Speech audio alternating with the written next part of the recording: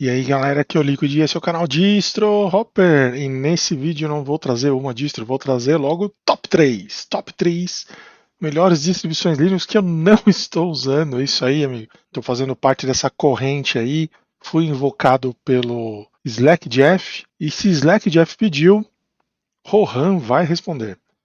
Então, segundo as regras do jogo, eu não posso falar de distribuições que eu estou usando, né? E no momento eu estou usando no dia a dia, estou usando duas, né? Estou usando o NixOS e estou usando o Ubuntu também. Então, fora essas duas distros, o que eu poderia recomendar para vocês? Eu queria começar agradecendo profundamente o Slack Jeff pela lembrança, porque eu estou passando um período conturbado aqui no canal, estou com crise de identidade aqui no canal. Pô, esse pedido dele veio bem a calhar, porque ajuda, de repente, a gente dar uma aprumada nos rumos por aqui.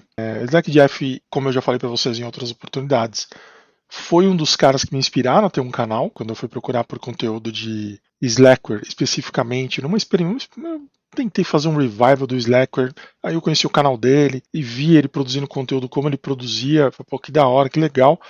Eu acho que eu posso tentar acrescentar nesse sentido, do ponto de vista do Gentoo, né? O Slack Jeff e eu fazia o Gentuber. Então foi uma das inspirações para o meu canal aí. Um abraço, Slack Jeff, tudo bom para você. Então vamos lá. Em terceiro lugar, eu vou recomendar uma distro que me é muito cara. É uma distribuição que eu gosto bastante dela. É uma distro que me acompanha consistentemente ao longo de toda a minha carreira, que é o Fedora, né? Fedora Linux, né? Inicialmente ela foi derivada do Red Hat Linux por uma questão judiciária, teve que separar do Red Hat Enterprise, por uma questão legal. Mas foi uma oportunidade bacana, né, que a Red Hat teve de colocar aí a comunidade em contato com essa distro. É uma distro muito focada em comunidade, uma das mais focadas em comunidade que eu conheço. Ela é muito focada em software livre, ela sempre defende software livre o máximo que der. Eles não gastam muito tempo se dedicando a soluções que não são livres, tá ok? Por outro lado, é uma distribuição que ela não costuma agradar muito usuários iniciantes, justamente por essa questão. Se o driver não é livre, esse driver vai ser cidadão de segunda linha no Fedora. Ele sempre favorece a solução livre no lugar de uma solução proprietária, mesmo que isso cause transtornos para o usuário final. Uma característica bem bacana do Fedora, ela sempre tenta ser o estado da arte do software livre no Linux. Então ela sempre traz soluções, às vezes polêmicas, mas geralmente que se provam com o passar do tempo que são decisões acertadas. Por exemplo, o systemd, que ela trouxe o systemd no primeiro dia e apoiou ali a iniciativa, e no final das contas eles estavam corretos, eles estavam certos. E eles também trazem sempre uma versão do GNOME que eu considero sempre ser a melhor versão do GNOME disponível no momento do lançamento de uma versão nova do GNOME. Então os caras têm um carinho especial também pelo GNOME, que não é à toa, né? Eles têm ali, não origens, mas o público que desenvolve o GNOME, muitos deles são colaboradores do Fedora, muitas vezes colaboradores do Red Hat também. E claro, um outro motivo bacana para você usar o Fedora Linux é que ele é um pré-treino para você usar o Red Hat Linux,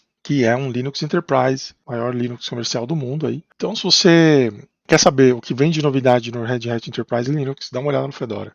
Em segundo lugar, eu vou recomendar o Debian. Tá? Por que eu vou recomendar o Debian?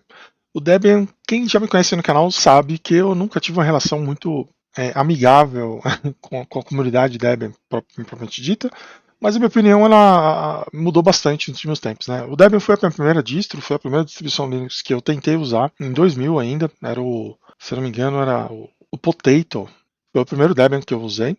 Passei bastante dificuldade com ele. Nas últimas experiências que eu tive com Debian, eu fiquei bastante satisfeito com o uso. Né? Eu estou uma pegada um pouquinho mais tranquila de distro, digamos assim. Eu estou sempre favorecendo distribuições um pouco mais estáveis. Estável no sentido de não mudar tanto, não é estável no sentido de que não dá pau, mas é estável no sentido que no meu próximo projeto eu sei que a versão do Python vai ser essa, eu sei que toda o ecossistema da distro vai suportar uma versão do Fuse que eu vou conseguir usar, entendeu? Esse tipo de coisa. E o que facilitou bastante para mim a adoção do Debian como distro de produção, apesar de eu não estar usando ela hoje em dia para isso, foi a questão do Flatpak, né? Os Flatpaks e os snaps, eles permitem que eu use o Debian, mesmo a versão stable, sem grandes dificuldades. Né? Atualmente eu estou usando o Ubuntu, mas não teria problemas em usar o Debian. E ó, surpresa, eu fiquei um tempo usando o Debian como máquina de jogar. Então eu meti um Steam ali, meu, rodou tranquilo, foi uma das experiências mais estáveis que eu tive em muito tempo. Minha recomendação, minha dica para você, dá uma chance pro Debian Testing, tá? Eu acho que o Debian Testing ele casa melhor com a proposta de desktop de usuário doméstico do que a versão stable, né? Deixa o stable para quem precisa de uma workstation servidor, usa a versão testing. Cuidado com o unstable. O unstable é legal, mas cuidado com o stable, cuidado com o stable. E por último, em primeiro lugar, uma distro que eu não estou usando atualmente, né? Estou aí há uns bons meses sem dar boot, né? Então, segundo as regras da corrente, eu posso recomendar. É o Gentoo. Puxa vida! Mas logo o Gentoo, por quê? O Gentoo é uma distro que ela te permite um grau de customização que você normalmente não consegue em distribuições Linux comuns. Por quê? Porque no Gentoo tudo é compilado a partir do código-fonte, então você tem a possibilidade de escolha de flags que interferem não só na build da aplicação, mas também no comportamento dela depois de instalado. São as famosas use flags. Tem bastante vídeo aqui no canal sobre isso. E como isso é poderoso, dependendo se você sabe ou não, se você não sabe o que está fazendo. Mas no final das contas, mesmo o Debian, mesmo o Gentoo stable, ele traz uma. Depois que está tudo compilado, tudo certinho, ele não dá tanto trabalho assim, porque fica tudo muito redondo e é muito mais fácil do que as pessoas imaginam. O que mais traumatiza o usuário de Gentoo é o kernel, principalmente. E que é uma coisa que o pessoal já resolveu. Hoje em dia eles têm uma distribuição oficial de kernel do próprio time do Gentoo, que é um kernel mais ou menos a mesma compilação, é quase a mesma build do kernel do Debian. Então é um kernel bem estável e um ambiente que costuma ser bastante estável também. Então o Gentoo costuma ser bastante estável, não só em termos de mudança de versões de coisas, apesar dele ser apesar dele ser rolling release, mas ele demora um pouco para fazer as mudanças e ele vai avisando e vai te sugerindo como fazer as transições. Você nunca é pego de surpresa. De um dia para noite você tem que trocar alguma coisa e você perde sua distro. Isso não costuma acontecer. E ela também é bem estável no sentido de não quebrar. Não é uma distro que fica dando pau e travando o tempo todo, não. Não é o normal dela, tá? E ela abraça bem tanto as suas necessidades com o software livre quanto as suas necessidades com o software proprietário, tá? Então, se você fizer uma build usando os drivers NVIDIA, ela vai ficar perfeita. Assim como se você fizer suas builds levando em conta drivers da AMD, seja livre ou seja proprietário. É uma distro que eu recomendo também por um outro motivo. Ela costuma a ser uma distribuição que incita, digamos assim, algumas pessoas a se aprofundar em como o software livre é desenvolvido. Por quê? Porque o código-fonte já está na sua máquina mesmo. Então, às vezes, tem a versão de algum programa e você quer uma funcionalidade nova, você aplica um patch, recompila, instala e é isso. É muito fácil você construir os builds também. É muito fácil fazer, então, empacotar softwares externos para dentro de Gentoo. Facilita, ele tem ferramentas que facilitam bastante o serviço. Então, fica a minha recomendação. A mesma lógica aqui é o Fantu. O Fantu ele tem uma pegada um pouquinho mais moderna. Ele toma algumas decisões por você, mas são decisões que normalmente não te atrapalham tanto. Se você quiser começar o Fantu já usando interface gráfica, kernel compilado, você pode começar e aí você vai se apropriando do resto do sistema aos poucos e no seu ritmo.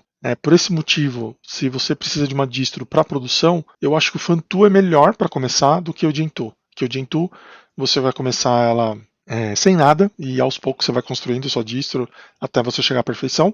E o Fantu já veio o negócio pronto, que aos poucos você vai reconstruindo de acordo com as suas necessidades. Então pode ser uma boa pedida aí, né? Se você quer entender como é que funciona a build, como é que funciona a compilação, como é que funciona o empacotamento em vários formatos diferentes, tal, o Gentoo e o Fantu são boas pegadas, beleza? Para a corrente não morrer, nesse vídeo eu vou recomendar mais 3 canais, tá? Eu vou recomendar o canal do Feta porque ele tá fazendo review de distro e é uma coisa que ele confessa que não tem tanta familiaridade. Eu acho bacana a gente perguntar a opinião dele sobre melhor distro, na opinião, ele testou várias, então acho que ele tem aí uma bagagem que ele pode ajudar. Eu vou recomendar também o CE Linux, né? O CE Linux aí, ó, o maior canal de Linux do Nordeste brasileiro. Ele tá com o canal meio parado ali, mas é a oportunidade pra você voltar. Volta aí, cara, CE Linux. Não fuja, não fuja da raia. E o outro cara, quem não poderia deixar de fora, claro, é o Hiker, né? O grande Hiker Linux. Hiker Linux, bora fazer videozinho. Qual é o seu top 3 distribuições? Mas não vale a que você está usando, tá? Tem que ser distribuições que você não está usando. Pelo menos foi isso que eu entendi da regra, tá bom? Então é isso, gente. Se você gostou do vídeo, dá um like. Se não gostou, dá um dislike. Dúvidas, sugestões, deixa aí nos comentários. Se inscreve no canal se não é inscrito. Aqui nós temos conteúdo diversificado, né? Falamos de Linux, falamos de não Linux também, falamos de outros tipos de tecnologia, falamos de mercado de trabalho, falamos sobre um monte de coisa. Então, em alguma coisa, possivelmente, a gente vai chegar no meio termo aí e vamos conseguir fazer uma discussão bem bacana aí na parte dos comentários, beleza? Então é isso, gente. Um abração para vocês. Até o próximo vídeo. Falou!